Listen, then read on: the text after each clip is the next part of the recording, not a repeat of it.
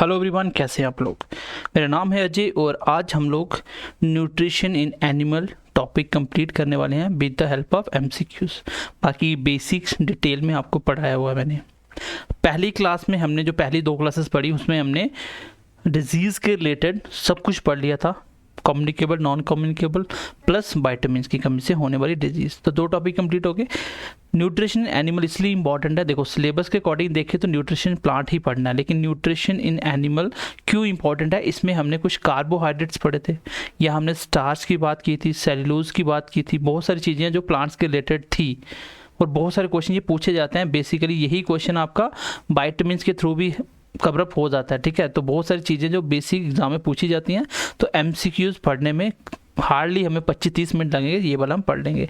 इसके बाद का जो टॉपिक होगा वो होगा न्यूट्रिशन इन प्लांट। तो हमें सब कुछ पढ़ना है। सो पहली 2 क्लासेस में आप सब ने बहुत अच्छे तरीके से उसको पढ़ा और बहुत सारे बच्चों ने अप्रिशिएट भी करा। सो आगे भी आपको ऐसी क्लासेस मिलेंगी। तो अगले 5-7 दिन में हम लोग एमसीक्यूज कंप्लीट करने वाले हैं और प्लस मैथ का जो सिलेबस है 3 टॉपिक हमने पढ़ लिए, 2 बचे हैं 3, वो भी हम खत्म कर देंगे, ठीक है। तो चलिए क्लास को स्टार्ट करते हैं, क्योंकि ये आपकी प्रैक्टिस होती है, लास्ट में प्रैक्टिस ऐसे ही की जाती है और पहले आपको सारा सिलेबस ख़त्म करना था तभी आपको ये प्रैक्टिस करनी थी, इसलिए मैं आपको बोलते थे बार बार रिवाइज करिए।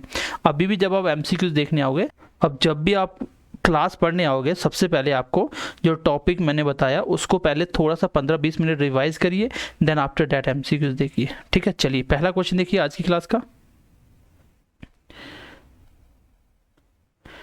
क्वेश्चन देखिए, the most healthy edible oil for heart is. जो हर्ट के लिए सबसे हेल्दी, एडिबल का मतलब होता है जो खाने लायक हो, एडिबल मीन्स जो खाने लायक हो। तो सबसे ज़्यादा हेल्दी जो खाने लायक ऑयल होता है वो कौन सा होता है, दैट इज़ ऑलिव ऑयल। और ये आप सबको पता होना चाहिए, जो भी हार्ट के पेशेंट होते हैं तो डॉक्टर उनको यही सलाह देता है कि आप ऑलिव ऑयल को यूज़ करिए, क्योंकि सबसे ज़्यादा हेल्दी माना जाता है, ठीक है। तो इसमें कुछ भी एक्स्ट्रा है नहीं पढ़ने वाला, तो ये आपको याद रखना है कि ऑलिव ऑयल सबसे हेल्दी ऑयल होता है हार्ट के लिए। नेक्स्ट क्वेश्चन क्या देखिए, ये देखिए, विच of the following has the highest protein content पर ग्राम। पर ग्राम के हिसाब से सबसे ज़्यादा प्रोटीन किस में पाया जाता है। ये एसएससी जीडी 2022 में क्वेश्चन पूछा गया था और भी बहुत सारे एग्जाम में पूछा गया, लेकिन लेटेस्ट जिस एग्जाम में आया वो हमने यहाँ पे नोट मेंशन कर दिया। बाकी इन सबका पीडीएफ आपको BMC classes with Ajay Telegram channel पे मिल जाएगा। प्लस जो बच्चे हमारे पेड बैच में हैं, ये केसेस भी ऑनलाइन ट्यूटोरियल, वहाँ पे आपको सब कुछ प्रोवाइड होगा और बाकी वीडियो आपको यूट्यूब पे free of cost mill. Okay, तो जो क्वेश्चन नंबर 2 देखिए अभी क्या था कि सबसे ज़्यादा प्रोटीन पर ग्राम किस में होता है, तो इसका आंसर है सोयाबीन। जो इंसान नॉन वेज नहीं खाता है उसके लिए सबसे अच्छा सोर्स होता है सोयाबीन। और आपको ये पता होना चाहिए कि लगभग अगर आप 100 ग्राम सोयाबीन खाते हो उसमें आपको 35 से 40 ग्राम प्रोटीन मिल जाएगा, इतना ज़्यादा प्रोटीन कंटेंट होता है इसमें, ठीक है। बाकी देखो इसका एक्सप्लेनेशन में लिखा हुआ है, जो सोयाबीन्स होती है are the richest source of protein, ये सबसे ज़्यादा रिचेस्ट सोर्स इसको माना जाता है। They contain 36 grams of protein per 100 grams. अगर आप 100 ग्राम्स की बात करें उसमें 36 ग्राम्स प्रोटीन होता है। जो एप्पल्स होता है are extremely rich in important antioxidant. अब एंटीऑक्सीडेंट क्या होता है, मैंने आपको बताया था कि फ्री ऑक्सीजन जो बॉडी में होता है, जैसे विटामिन ई भी क्या होता है, एक एंटीऑक्सीडेंट विटामिन होता है। तो पढ़ाया था मैंने आपको, उसमें भी एंटीऑक्सीडेंट बताया था। ये बेसिकली क्या करता है, एक तो जो इंसान जल्दी मतलब एज जिसकी लगने लगती है ज़्यादा, 35 का होता है, उसको 45-50 की एज का लगता है, तो उसके अंदर क्या होता है, एंटीऑक्सीडेंट कम होते हैं। तो इसलिए जो प्रोडक्ट एंटीऑक्सीडेंट वाले होते हैं वो आपको पता होना चाहिए, कौन से फ्रूट्स अच्छे होते हैं, कौन सा वाइटामिन होता है, ये मैंने डिटेल में आपको पढ़ाया था, ठीक है। आगे देखिए, वीट किसके रिलेटेड होता है, इसके अंदर सबसे ज़्यादा कार्बोहाइड्रेट्स होता है। अगर आप रोटी खाते हो उसमें बहुत सारा कार्बोहाइड्रेट, आपको पता है जो रोटी खाते हो वो आपको मिठास देते हैं, मीठी लगती है। और जो ग्राउंडनट होता है वो किसके रिलेटेड होता है, वो ज़्यादा सबसे ज़्यादा उसमें वाइटामिन पाए जाते हैं, नियासिन, ठीक है, फोलेट, पेंटोथेनिक एसिड, थायामीन, तो ये लगभग सारे विटामिन के नाम ही हैं, ठीक है। विटामिन ई देखो, तो बेसिकली आपको पता होना चाहिए जितने भी सीड्स होते हैं, सीड समझते हो, जो भी सीड्स होते हैं किसी भी चीज़ के बीज जिससे पेड़ बनता है, तो ऐसे कोई भी सीड्स होते हैं वो सबसे ज़्यादा इंपॉर्टेंट होते हैं, उसमें सबसे ज़्यादा विटामिन ई होता है जिसकी वजह से वो बहुत समय तक ख़राब भी नहीं होते हैं। आप सीड्स को कहीं रख लो स्टोर करके एंड देन नेक्स्ट ईयर उसको आप यूज़ करते हो तो वो ख़राब क्यों नहीं होते, क्योंकि उसके अंदर एंटीऑक्सीडेंट प्रॉपर्टीज़ होती हैं। जब मैंने आपको विटामिन ई पढ़ाया था देन आपको बहुत अच्छे से एक्सप्लेन किया था। तो ये थोड़ा सा एक्स्ट्रा बातें बता दी कि बीट क्या किस में रिच होता है, कौन सा उसमें न्यूट्रिशन होता है। बाकी ये सोयाबीन सबसे अच्छा होता है, क्या बोलते हैं, प्रोटीन का सोर्स होता है, ये आपको पता होना चाहिए। नेक्स्ट क्वेश्चन देखो, the national institute of nutrition is located. ये कुछ क्वेश्चन होते हैं फैक्ट के बेस पे होते हैं, ठीक है। ये कुछ क्वेश्चंस होते हैं जो फैक्ट के बेस पे होते हैं, जो आपको डायरेक्टली याद रखने होते हैं। तो इसका आंसर है हैदराबाद, ठीक है, हैदराबाद इसका आंसर है। इसमें एक्सप्लेनेशन की ज़्यादा नीड होती नहीं है, ये आपको पता होना चाहिए, ठीक है। बाकी थोड़ा सा देख लो, एक्स्ट्रा पॉइंट मिल जाता है एक्सप्लेनेशन में। The national institute of nutrition is located in Hyderabad. It is one of the oldest research centre in India and the largest centre under the Indian council of medical research, ICMR जिसको आप कहते हो। चलिए next question देखिए, question number 4। Deficiency of which of the following nutrients is the most common cause of goitre. जो goitre होता है जिससे क्या होता है, गले में स्वेलिंग हो जाती है, ठीक है, तो वो किसकी कमी से होता है। तो ये बहुत अच्छे से मैंने विटामिन में आई थिंक ये क्वेश्चन आया था, डेट इज आयोडीन इसका आंसर होगा, ये आपको पता होना चाहिए। विटामिन सी का केमिकल नेम क्या होता है, एस्कॉर्बिक एसिड। क्या होता है, एस्कॉर्बिक एसिड। इसकी कमी से ब्लीडिंग फ्रॉम गम्स हो सकता है, ठीक है, और इसकी कमी से जो एक और बीमारी होती है डेट इज स्कर्बी। कैल्शियम आपको पता है दांतों के लिए इंपॉर्टेंट होता है, हड्डियों के लिए इंपॉर्टेंट होता है, और आयोडीन मैंने आपको बता दिया। ये देखो मैंने अभी एक्सप्लेन कर दिया। देखो स्पेलिंग इसलिए होती है, जो हमारा थायराइड ग्लैंड होता है वो बेसिकली गले में होता है। वो ग्लैंड्स क्या करते हैं, हार्मोन्स और एंजाइम्स का सिक्रेशन करते हैं बॉडी में। तो थायराइड ग्लैंड होता है ये, इसमें क्या होता है, ये एनलार्ज हो जाता है, मतलब बढ़ जाता है, इसका साइज बड़ा हो जाता है आयोडीन की कमी से, आयोडीन डेफिशिएंसी की वजह से। चलिए नेक्स्ट क्वेश्चन देखिए, विच of the following is a fat soluble vitamins that plays a role in the blood clotting, bone metabolisms and regulating blood calcium level। तो ब्लड के रिलेटेड जो क्लॉटिंग का फैक्टर था डेट इज विटामिन के, सबको मैंने बताया था। ये विटामिन सी अभी मैंने एक्सप्लेन कर दिया। विटामिन बी, अगर आपको पेपर में what is the chemical name of vitamin B पूछे तो आंसर आपको थायामाइन लगाना है। क्यों, क्योंकि B1 का केमिकल नेम है, तो B1 को आप बी से नोट कर सकते हो। विटामिन के इसका आंसर भी है, ब्लड क्लॉटिंग फैक्टर होता है ये। इसका जो नाम है वो क्या होता है, मैंने लास्ट क्लास में बताया था, और मुझे आप कमेंट सेशन में बताओगे इसका नाम क्या है। विटामिन ई का केमिकल नेम रेटिनोल होता है, और ये आंखों के रिलेटेड होता है, जैसे आंखों का ड्राई हो जाना दैट इज जीरोपैथेल्मिया, बीमारी की बात करो, ये लास्ट क्लास में मैंने पढ़ा था। प्लस क्या होता है, नाइट ब्लाइंडनेस। तो यहाँ पे जो पॉइंट मुझे लगेगा डिस्कस करना मैं कर देता हूँ, ताकि आपकी रिवीजन हो जाए और अच्छे से कवरअप हो जाए। विटामिन के इसका आंसर है, ये एंटी क्लॉटिंग एजेंट होता है। तो इससे क्या होता है, सॉरी ये क्लॉटिंग एजेंट होता है। एंटी क्लॉटिंग जो एजेंट होता है जो खून को पतला करता है डेट इज हिपैरिन। मैंने बहुत अच्छे से पढ़ाई हुई चीज़ें सारी। हिपैरिन जो होता है खून को पतला करता है। बाकी क्लॉटिंग कौन कौन करता है, विटामिन के करता है, प्लस एक ब्लड होता है that is blood platelets. Next question देखिए, ये देखो सब कुछ मैंने डिटेल में आपको पहले ही बता दिया। नेक्स्ट क्वेश्चन देखो, the vitamins that is the most readily manufactured in our bodies.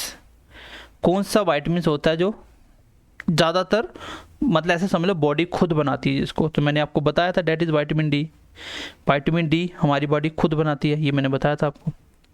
ये क्वेश्चन देख लो, the washing of peeled vegetables removes the vitamins. देखो इसमें विटामिन्स के क्वेश्चन क्यों आ रहे हैं, क्योंकि न्यूट्रिशन का ही पार्ट एक जो न्यूट्रिएंट्स है डेट इज विटामिन्स है, तो ये उसके क्वेश्चन भी इसमें मिक्स आएंगे। तो ये मैंने आपको पढ़ाया हुआ है। विटामिन सी, अगर आप सब्जी को धोते हो तो भी विटामिन सी लॉस होता है, सब्जी को छीलोगे तो भी विटामिन सी लॉस होता है, अगर आप सब्जी को बॉयल करोगे तो भी सबसे पहले विटामिन सी लॉस होगा, अगर आप सब्जी में नमक डालते हो तो भी विटामिन सी लॉस होगा, सबसे ज़्यादा रिएक्टिव होते हैं। तो विटामिन सी इसका आंसर हो जाएगा, और हमें ये डेली का 2 ग्राम चाहिए। और एकमात्र विटामिन सी ऐसा है जो कैसा न्यूट्रिएंट है, विटामिन के अंदर ये मैक्रो विटामिन है। कौन सा है? मैक्रो। मैक्रो मतलब जो हमें ग्राम्स में चाहिए होता है, तो ये हमें डेली का 2 ग्राम चाहिए। बाकी विटामिन पूछे कौन सा न्यूट्रिएंट है, तो आपको आंसर देना है माइक्रो। कौन सा? माइक्रो। देखो नाम भी लिख दिया, स्कॉर्बिक एसिड। नेक्स्ट क्वेश्चन देखो,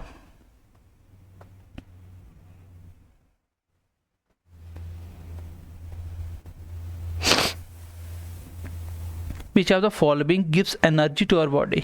सबसे पहली बात मैंने आपको बताया था, जो विटामिन है वो हमारी बॉडी को एनर्जी नहीं देता। वाटर भी एनर्जी नहीं देगा आपको, ठीक। अब एनर्जी जो देता है वो बेसिकली हमारी बॉडी को कार्बोहाइड्रेट देता है, फैट देता है, ठीक है। और जो प्रोटीन होता है, ये प्रोटीन क्या होता है? स्ट्रेंथ देता है मसल्स को। तो सबसे ज़्यादा एनर्जी हमारी बॉडी को कार्बोहाइड्रेट से मिलती है और फैट से भी एनर्जी मिलती है। अगर आप देखें किलो कैलोरी के हिसाब से सबसे ज़्यादा एनर्जी कौन देता है? फैट देता है, लेकिन वो फास्टिंग कंडीशन में देता है। और फास्टिंग कंडीशन क्या होती है? जब आप लोग 12 घंटे से प्लस खाना नहीं खाते हो, कुछ भी नहीं खाते हो, that is the fasting condition. उसके बाद जो बॉडी को एनर्जी मिलेगी वो हमारी फैट से आएगी, ठीक है। चलिए नेक्स्ट क्वेश्चन देखिए, ये तो सीधा सा आंसर था, इसमें कुछ है ही नहीं है। All the forms of glucose की फॉर्म में, ये मैंने आपको पढ़ाया था सारा, पॉलीसेकेराइड, मोनोसेकेराइड, इसके बारे में।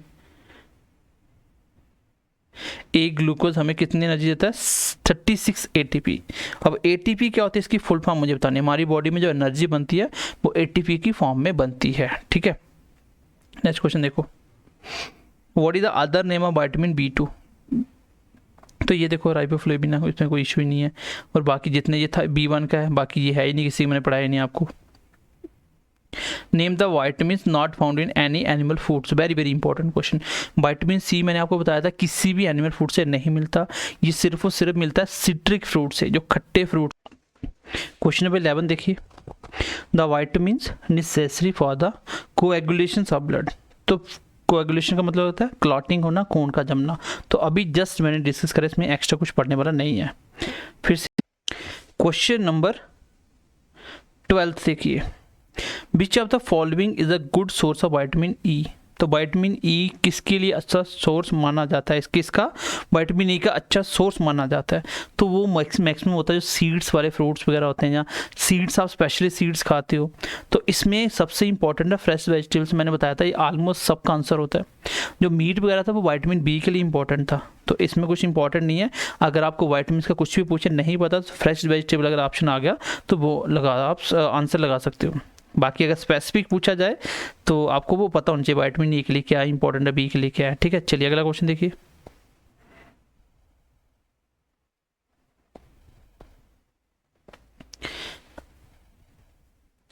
ये क्वेश्चन था, carbohydrate is stored in the body as.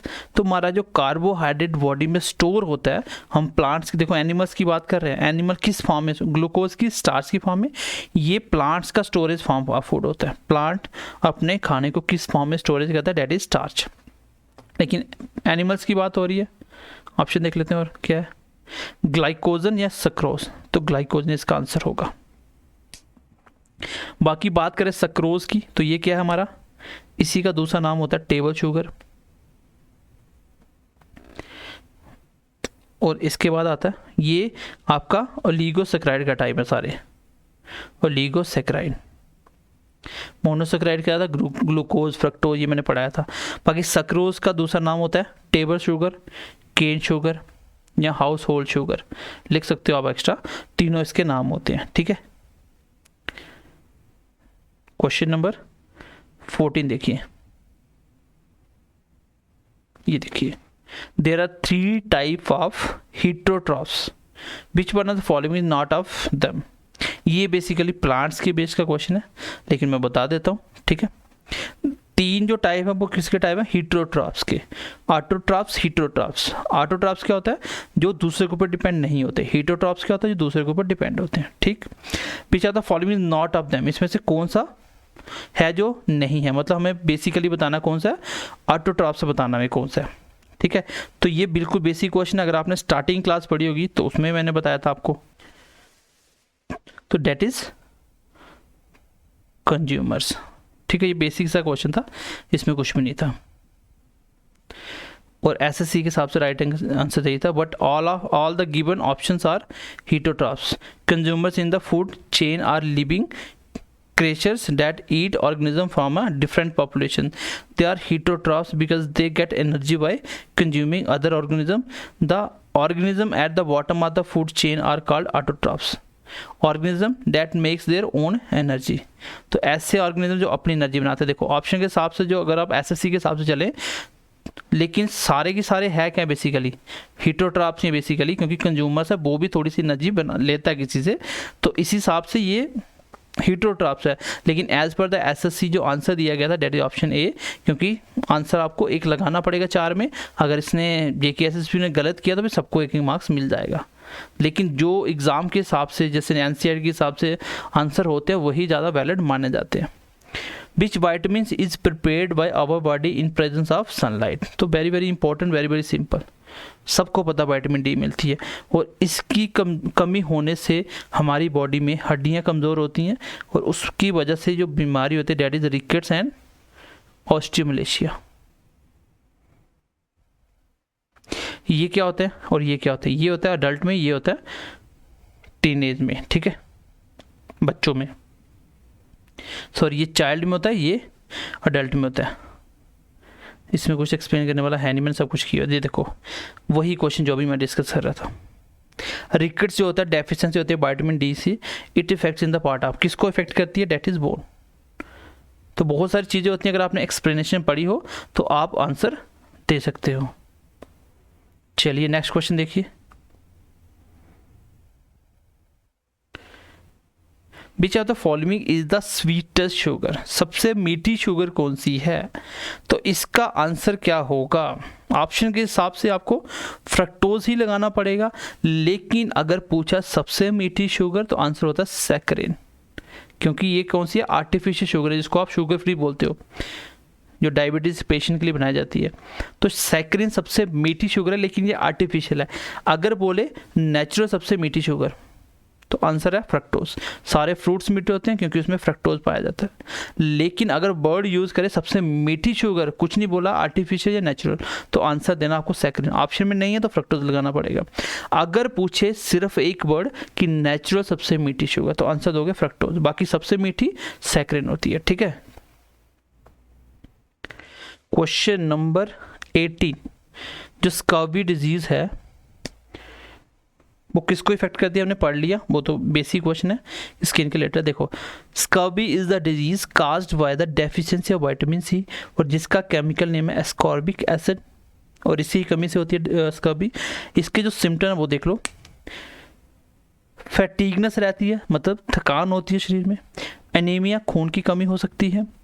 सोर आर्म्स एंड लेग्स, आपकी लेग्स और आर्म्स में पेन हो सकता है नॉर्मल सा. एंड ब्लीडिंग फ्रॉम गम्स, ये सारे इसके सिम्टम्स होते हैं. आगे देखिए question. Human body creates vitamin that from sunlight. तो बार बार एक ही क्वेश्चन पूछा जा रहा है, तो ये इंपॉर्टेंट भी होता है बेसिकली वैसे. नेक्स्ट क्वेश्चन देखो. Carrot is a rich source of vitamin. ये जेकेएसएसबी में पूछा गया था क्वेश्चन. तो कैरेट जो है विटामिन ए का एक अच्छा सोर्स माना जाता है. ठीक है. चलिए नेक्स्ट क्वेश्चन देखिए. Protein is considered as a body builder, energy producer, regulator या bulk increase. That is body builder. Protein को एज अ बॉडी बिल्डर हम मानते हैं, सबको पता है कि बॉडी बिल्डिंग जो करते हैं वो प्रोटीन का कंजप्शन सबसे ज़्यादा करते हैं, क्योंकि उनकी बॉडी को मसल्स को ग्रोथ करने की ज़रूरत है. ज़्यादा अगर फोर्स लगाना है किसी चीज़ को उठाने में, वेट उठाना है, तो मसल्स में क्या ताकत होनी चाहिए? वो कहाँ से आती है? सारी प्रोटीन से. देखो वही जो मैंने अभी बताया, जीरोपैथेलमिया जो डेफिशिएंसी होती है वो आंखों की होती है, आंखें ड्राई हो जाती हैं. ये किसकी कमी से होती है? विटामिन ए की कमी से होती है. ये बहुत अच्छे तरीके से मैंने एक्सप्लेन भी करा और आपको बता भी दिया. क्वेश्चन नेक्स्ट देखते हैं. देखो जेकेपी में आया था ये क्वेश्चन और एससीजीडी में भी आया था. The primary source of carbohydrates are marine animals. पानी में जो रहने वाले एनिमल्स है, ये प्राइमरी सोर्स तो नहीं है. दूसरी प्लांट्स. तीसरा coal tar and that is crude oil. That is plants. हम कुछ भी खाते हैं प्लांट से तो खाते हैं. सब्जी खा रहे हैं कहाँ से आ रही? प्लांट से आ रही है. हमारा बेसिक फीड तो यही है, तो इसका आंसर भी यही है. ये तो बेसिक क्वेश्चन था कॉमन सेंस का. नेक्स्ट क्वेश्चन देखिए. For the autotrophic forms of nutrition is dash is necessary. जो ऑटोट्रॉफिक फॉर्म्स ऑफ न्यूट्रिशन होता है वो किसके लिए इंपॉर्टेंट होता है? ऑटोट्रॉफिस, date is chlorophylls and oxygen, carbon monoxide या वाटर, मीथेन या carbon dioxide, water and chlorophylls. तो इसका आंसर क्या हो जाएगा? तो आंसर होगा ऑप्शन नंबर डी पार्ट। ठीक है, और भी एक्सप्लेनेशन है, सनलाइट। तो जो ऑटोट्रॉफिक अपने आप खाना बनाता है उसके लिए ज़रूरी क्या होता है भाई? कार्बन डाइऑक्साइड चाहिए उसको, आपको भी पता है फोटोसिंथेसिस जब प्लांट करता है पानी चाहिए, क्लोरोफिल चाहिए, सनलाइट चाहिए। तो ये बेसिक सा क्वेश्चन था अगर आपने फोटोसिंथेसिस रिएक्शन पढ़ी होगी। नेक्स्ट देखिए, देखो ये लिखा भी है पूरा एक्सप्लेनेशन में, in which organisms produce their food and for simple inorganic materials such as water, carbon dioxide, mineral salt and presence of sunlight। अपना खाना वो खुद बनाते हैं विद द हेल्प ऑफ, ये चीज़ें मैंने लिखी हुई सारी। नेक्स्ट देखिए, ये देखिए question, what would be the formula of fructose? तो फ्रक्टोज का फॉर्मूला बताया था आपको, ग्लूकोज सबका ये एक तरह के एक्सोज होते हैं और एक्सोज का फॉर्मूला था C6H12O6, C6H12O6। चाहे आप ग्लूकोज का पूछे, फ्रक्टोज का पूछे, ये सारे इसका आंसर होता है। चलिए नेक्स्ट क्वेश्चन देखिए, GKSSP में अभी 2024 में आए थे क्वेश्चन, अभी जो रिसेंटली कुछ एग्जाम चल रहे थे।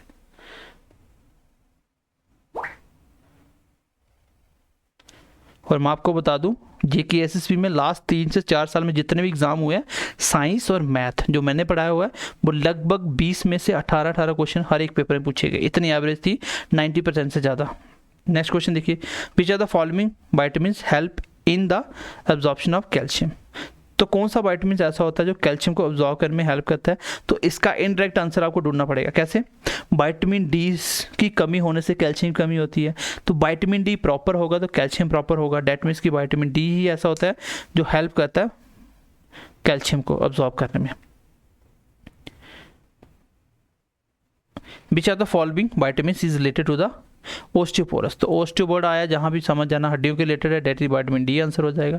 तो कुछ भी ज़्यादा एक्सप्लेनेशन की जरूरत है नहीं क्योंकि विटामिन चैप्टर हमने पढ़ लिया। नेक्स्ट क्वेश्चन देखिए, इन विच of the following types of organism autotrophic nutrition is found? देखो इसमें उसमें प्लांट्स वाले क्वेश्चन भी आ रहे हैं, तो इसमें से कौन सा ऐसा टाइप ऑफ ऑर्गेनिज्म है जो ऑटोट्रॉफिक न्यूट्रिशन होता है?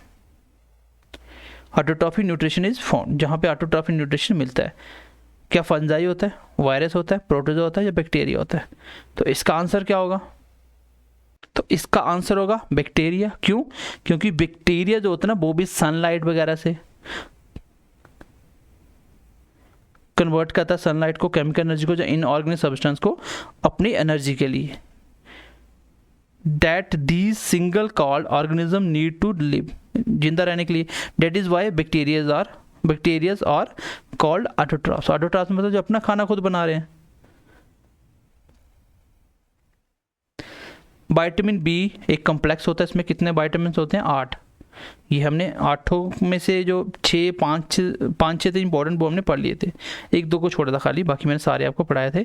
ये देख लो 8 हैं और 8 के नाम भी लिखे हुए हैं। B1 B2, तो ये थोड़ा सा गो थ्रू कर लेना तो आपको नॉलेज के लिए अच्छा होगा।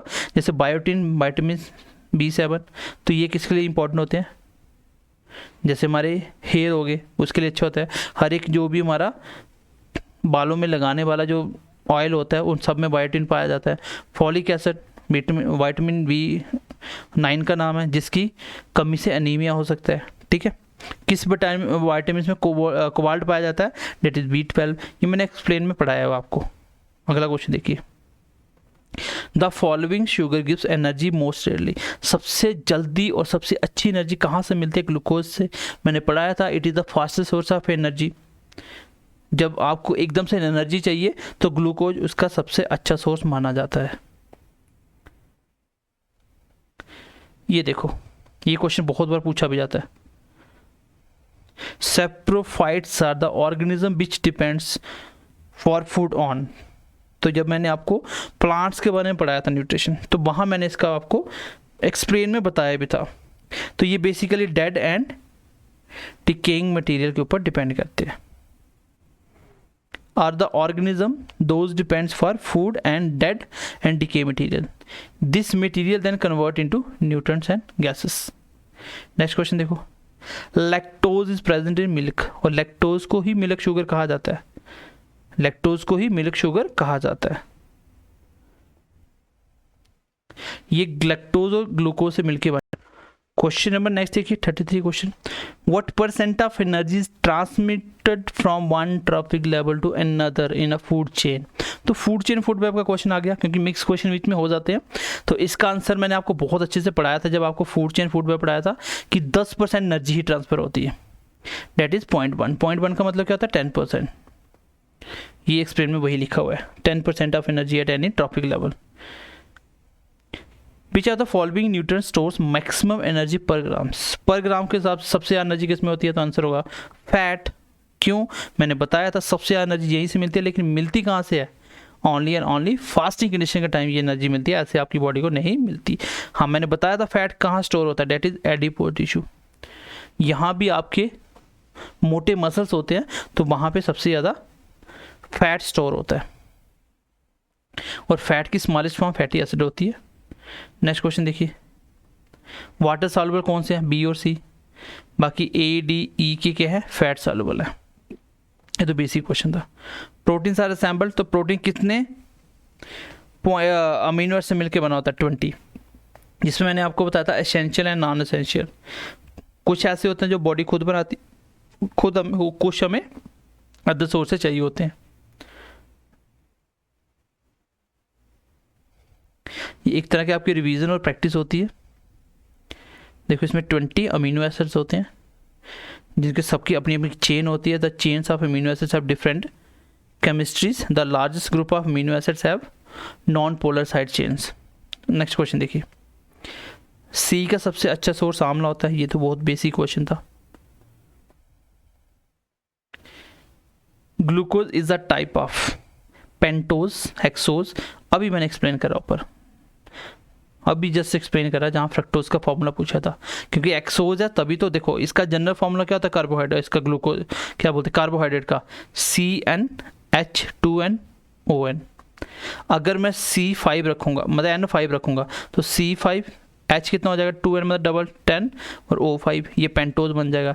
एक्सोज मतलब N की वैल्यू 6 रखनी है, तो इसलिए ग्लूकोज फ्रक्टोज सबका फॉर्मूला एक्सोज होता है एक तरह का। तो फॉर्मूला C6H12O6 ही होगा। विच प्रोटीन या sugar pairs is present in milk? Milk के रिलेटेड जब भी वर्ड है आपको लैक्टोज ढूंढना है। लैक्टोमीटर क्या करता है भाई? दूध की क्वालिटी चेक करता है, उसमें कितनी फैट है कितनी नहीं। ये MTS में आया था। ये फिर सेम क्वेश्चन रिपीट हो गया।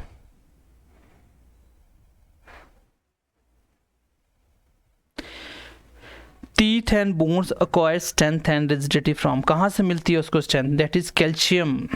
सबको पता दांत किसके बने होते हैं? कैल्शियम के।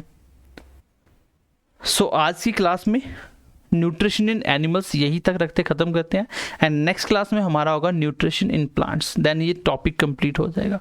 अगर आपने बेसिक क्लासेस पढ़ी है मेरी, प्लस अगर आप MCQs कर रहे हो, इसके बाहर आपको कुछ भी पढ़ने की ज़रूरत नहीं है। जो भी पेपर होगा सब कुछ एज इट इज़ इसी में से पूछा जाएगा। अभी तक लास्ट 3-4 साल में इससे बाहर JK SSB में कुछ भी नहीं आया, क्योंकि ये जो हम क्वेश्चन कलेक्ट करते हैं, जो क्वेश्चन बनाते हैं, ये लास्ट 10 साल से, मतलब जो एक पूरे क्वेश्चन का निचोड़ होता है ना, वो है। यहाँ से कंप्लीट आपका टॉपिक कंप्लीट होता है। तो आप इतना पढ़ के जा रहे हो तो कोई इशू नहीं। अगर आपने कोई टॉपिक अच्छे से नहीं पढ़ा है तो एटलीस्ट उसके MCQs करके जाना, बिकॉज MCQ से ही आपका टॉपिक क्लियर हो जाएगा। उसी में से क्वेश्चन आएगा सेम घूम फिर के, तो वही से क्वेश्चन आता है। सो चलिए मिलते हैं अगली